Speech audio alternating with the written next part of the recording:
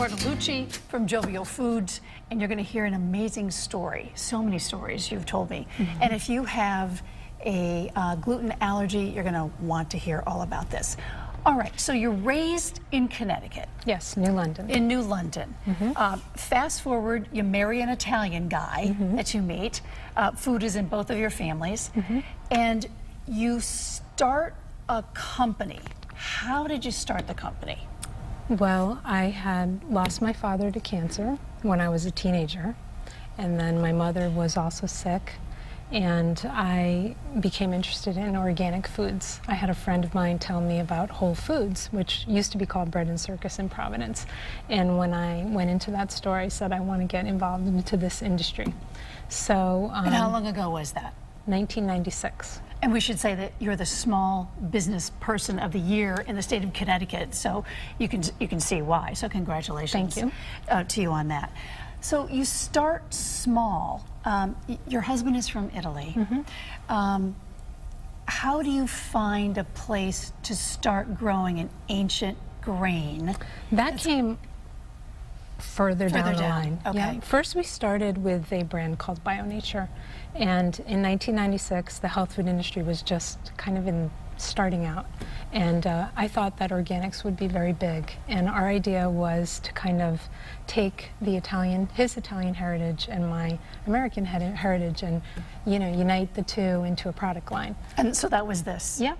And so our first idea was to make traditional Italian foods organic. So tomatoes, olive oil, balsamic. We were the first company to sell organic balsamic vinegar in the United States.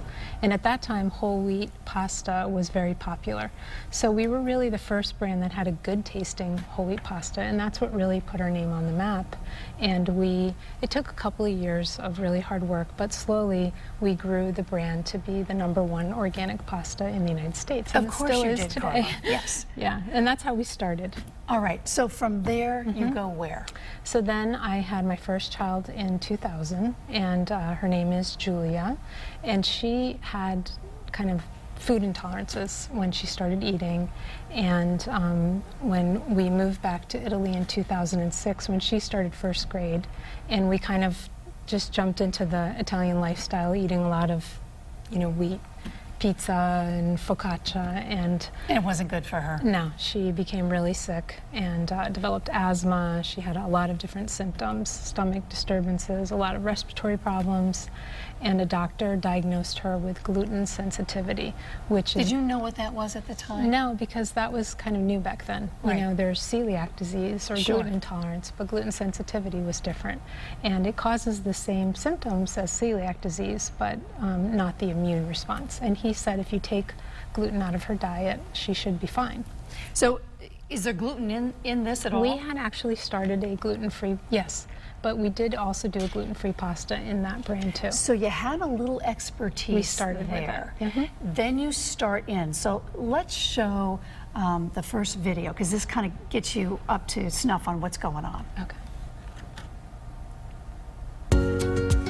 When my first child was born, we knew from day one that there was something that just wasn't right with her. As a toddler, she always had a rash right here on her face. And, slowly her nose became plugged up, and she couldn't breathe through her nose for her whole entire childhood. She snored at night. She had very, very large tonsils, and the lymph nodes behind her ears became really, really hard and big. Eventually, all of these respiratory symptoms developed into asthma. When she was 7, I really knew there was something wrong when I combed her hair, and a lot of hair came out in the hairbrush. She started to come home from school every day and say, "Mom, I have a headache," every day. And the headaches got worse and worse. Finally, a doctor told me that gluten was causing all of these problems. I didn't want hers to be a life without. I wanted her to have a full life. We really love to cook in my house. She didn't have a diagnosis of celiac disease, so my husband and I felt like maybe there was something out there that she could tolerate. Maybe there was a different type of wheat we had never heard of. And we started to do some research, and we happened to stumble across einkorn through a group of researchers in Italy. I still remember the day when she said, "Mom, I can breathe out of one side of my nose for the first time, in my whole entire life. It's amazing. Now it's been 8 years since she's been eating einkorn, and she is tremendously well and very, very healthy and just very happy. So einkorn has been a real gift to our family. There were no recipes. There wasn't a recipe out there, and I really had to just kind of figure it all out by myself. But once we started to taste the einkorn, I thought, I am so lucky. This tastes better than regular wheat. It was just such a great food revelation for us that I felt like it would be wonderful to offer this to other families that are in my same position, other moms just like me, other people who struggle that want an alternative. The history, the purity, the flavor, it just all makes sense. Even on the farming side, to think that einkorn was nearly extinct when my husband and I started to grow it, to think that you could be contributing to bringing back the oldest food that there is on this planet today is just amazing. So on all levels, einkorn is a win-win food to bring into your home.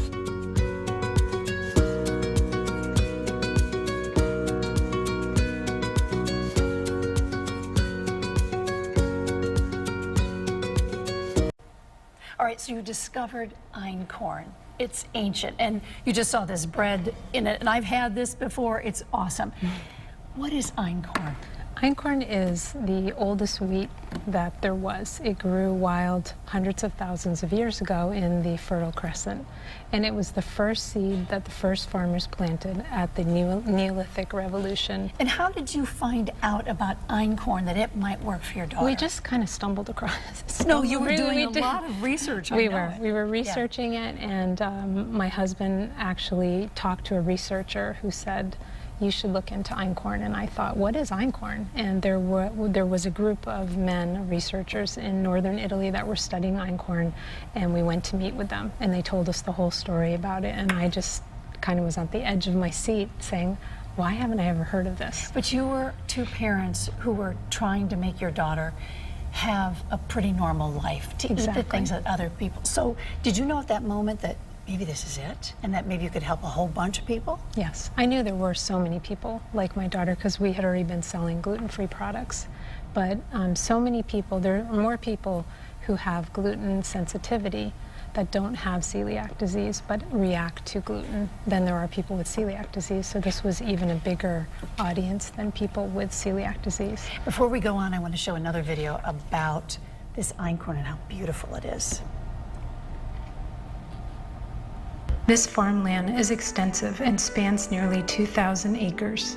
Yet only about half are used to cultivate ancient grains. The rest is left as forest or pasture. This creates a balanced ecosystem that focuses on the health and fertility of the land.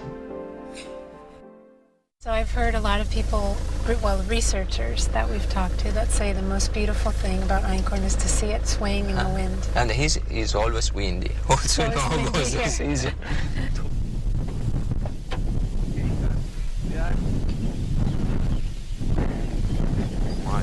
Fa quello che fa specie è vedere sta spighina veramente piccola. So here we are in our einkorn wheat. Yeah. This is It's 50 This will be hectares. jovial, Jovial. jovial flour pasta. We have some modern soft wheat, and we've picked some of our einkorn wheat to show the difference in the height.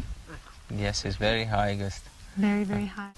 The einkorn is really, really small. Small. Small. Very small. And in Italian, they call it faro piccolo. Faro piccolo, yes. Because it's so small. Little, piccolo. And this is a modern soft wheat. As you can see, the difference in the size of the spikes on the top. We have also much grains. Many grains on one. Yes. But in fact, one of the big problems that we have when we harvest is if in this period it rain, we have a strong rain, it go down and it's difficult. So we hope that with sun, Einkorn is very, very small. Very small. So the harvest is low. Is low, the yield, yes. Because of the size of the grain, too. Yes, it's like round, and this is very flat.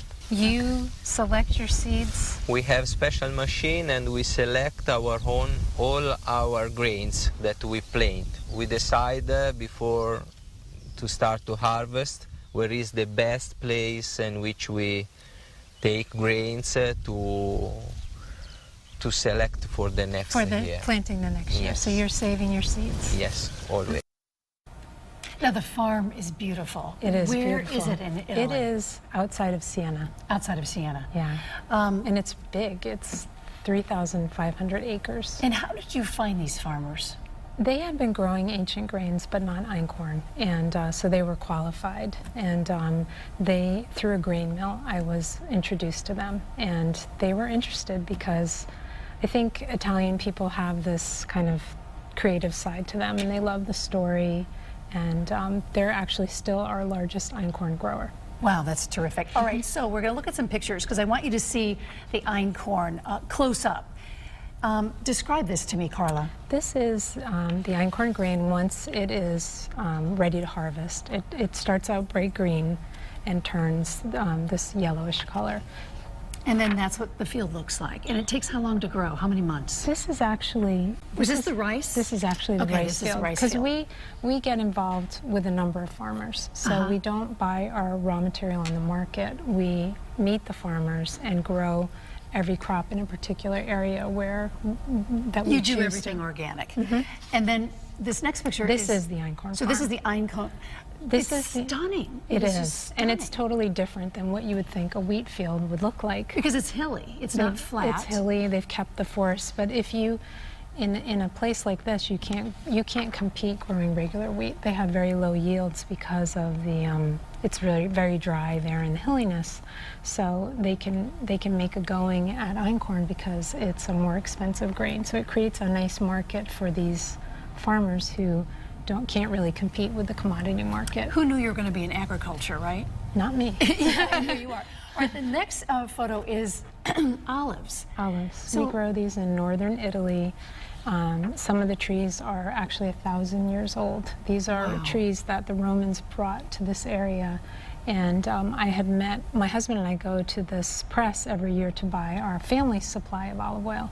And I had overheard this conversation of farmers who had these ancient varieties of olives saying that there was an overage and they didn't really know what they were going to do with the oil. And I said, I think I can sell it. So we offer that oil as a special direct to the consumer from the farmer product. And we'll show your products in a second. Now I want to move over to tomatoes. Tomatoes. Where are these grown? We grow our tomatoes in Tuscany, near the coast, and we basically have them harvested and packed within 24 hours. So we pack them all at the time of harvest And you're packing them in glass. in glass jars. Which is terrific.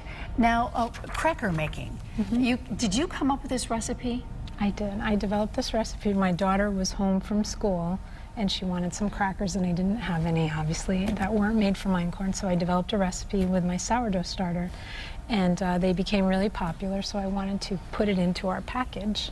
So I found a baker in Bologna and they make the product for us. It takes 24 hours from start to finish to make one batch. Oh my gosh. Then you have pasta. Yeah, this is brown rice tagliatelle, which is made in a pasta factory. This family started making pasta in 1887, so it's 5 generations of So you're pasta hands-on. making. You go to everybody that We do. has anything to do with your company. I do. They all know They all me. know you. Yes. This is a bean. Right. We also pack beans in glass jars, so we actually soak them overnight, just like you would at home. Another kind of bean. Now, along with your Jovial Food Company, you decided to take people to Lucca, Italy, in this villa to learn how to make things with einkorn and to learn to eat healthier. How long have you been doing this? I've been doing this since 2012. We do it twice a year, once in June, 2 weeks in June and 2 weeks in October. And it's just an opportunity for me to spend time with our customers. And it's a way of sort of giving back for their support of our products. And we have just an amazing time cooking. And how many people go per It can vary between 10 days? 20, around 20 or so? And then if you go on this, you're inside this kitchen, which this is fabulous. Yeah. I could spend all day in here. Most people do. Yeah. This is kind of where they all hang out at breakfast. And begin the and I wake up at conversations. 5 o'clock in the morning and make fresh breads and pastries. And you're never sleeping, Carla, ever.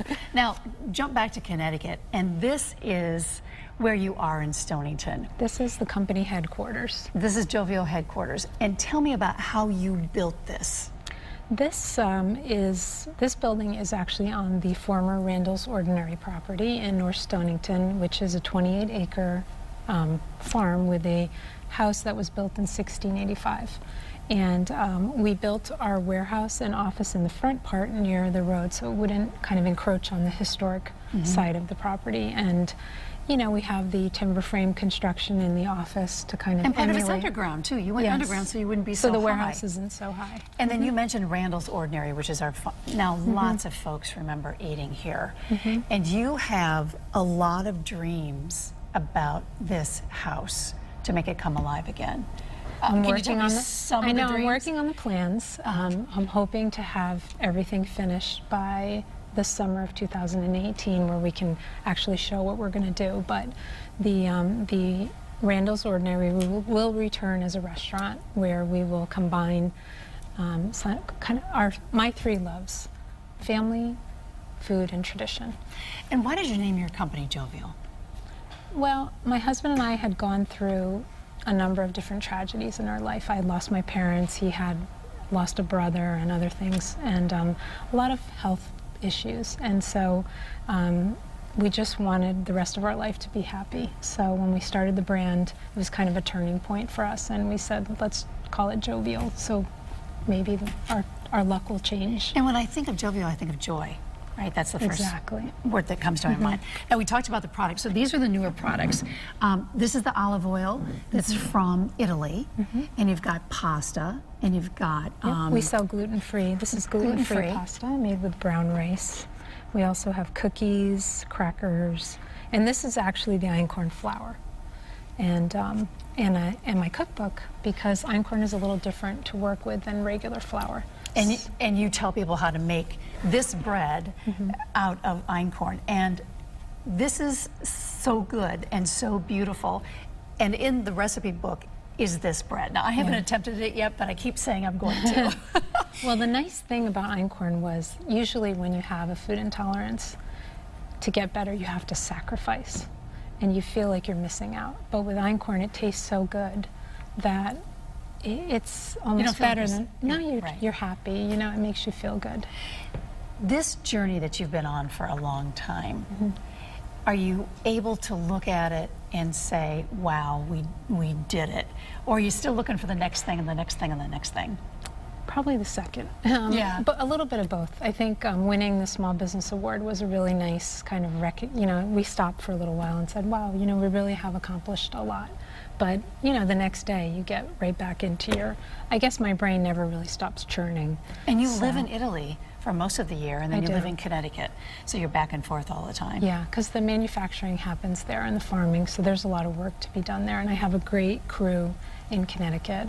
So, you know, you can work long distance, but it's really nice to be back here. And then everything ships out of your warehouse in Stonington once it comes to you. Yeah, it goes through the Port of New York, unloaded in Connecticut, and then we ship throughout the United States and Canada. Look what you have learned. It's amazing. Carla, thank you so much for coming on. And Thanks for having me. I can't wait to see what you do with Randall's Ordinary. Yes, it's going to open again. Thanks so much. Thank you. Thanks, Ann. You're welcome.